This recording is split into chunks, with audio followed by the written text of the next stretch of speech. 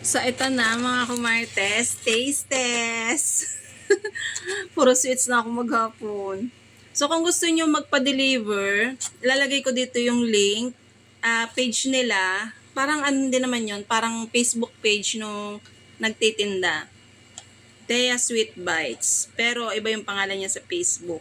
So, kung gusto nyo magpa-deliver nito mga kumartes, so, i-message nyo lang sila. So, mas mura to ha kumpara dun sa Sampaloc Lake. Kasi nung nasa Sampaloc Lake kami, 110 isa. Ang liit pa nun ha. Ito ang lalaki. Oh, kita nyo naman, oh, ang laki. Isang piraso ang laki. Alam nyo ba kung magkano to? 90 pesos ang isa. So, bali dalawa naman kami ni Ate Jen na atig-apat na ganito yung pinadeliver. So, ito ay pumapatak na 3... Magkano nga? 3... So, nalito ko kasi ang pinagbayaran ko ay 380. Kasama na kasi doon yung delivery fee. So, ang delivery fee nito ay 80 dito sa amin. Depende sa lugar nyo ha. Kasi kina ate 100. Sa amin 80. So, 380 minus 40 di 340. Pumapatak na 85 ang isa nito. Parang nag-less pa sila dun eh. So, yun. Basta yun. Basta mag-message na lang kayo sa kanila kung gusto nyo makatikim nito. So, taste test. So, nagpo-post naman sila kapag ka meron at ano sila, nagdi-deliver. Ako, baka malagyan ng ating una ng cocoa. So, in fairness mga kumartes, ang lalaki nito.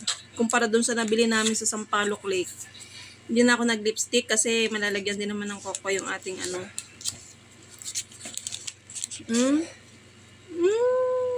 Sabi ko hindi na ako bibili. So nainggit ako kay Ate Jen, sabi ko pasabay ako. Kaya yan, nagpasabay ako ng para sulit sa shipping, sa delivery fee mga kumartes, kaya 4 na yung kinuha ko. Tikman natin kung kapareha siya nung lasa nung nasa Sampaloc Lake.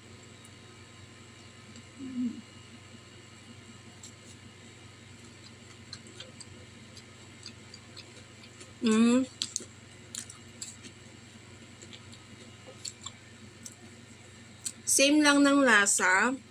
Ang pinagkaibahan lang nila, yun sa Sampaloc Lake, manipis yung marshmallow. Ito makapal.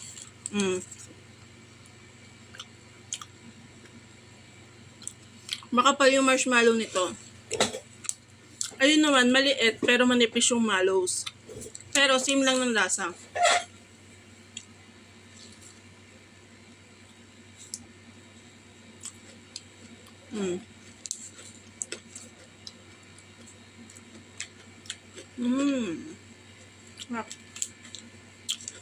Akala ko magkabi pa ng lasa pero hindi. Sulit! Malaki.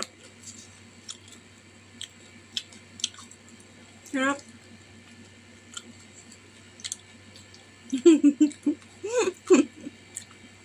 Kuha na.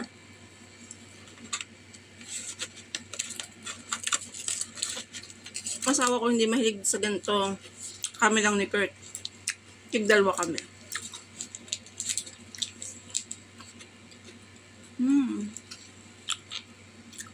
Yung mallows lang niya makapal. Talagang ngunguyain mong magaling. No?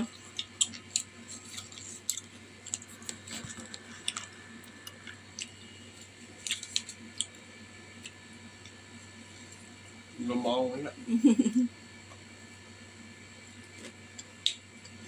Lumaw nga yung ayos. Hindi makamunguya ng ayos kasi may singaw.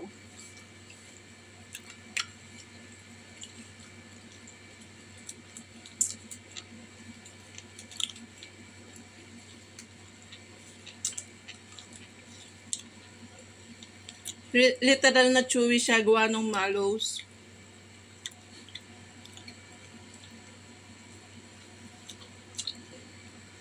Yung mallows niya makunat-kunat.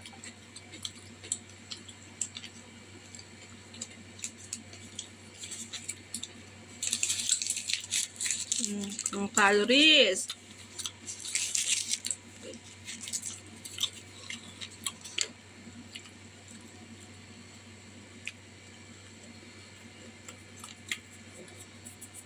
So, tama na ang isa.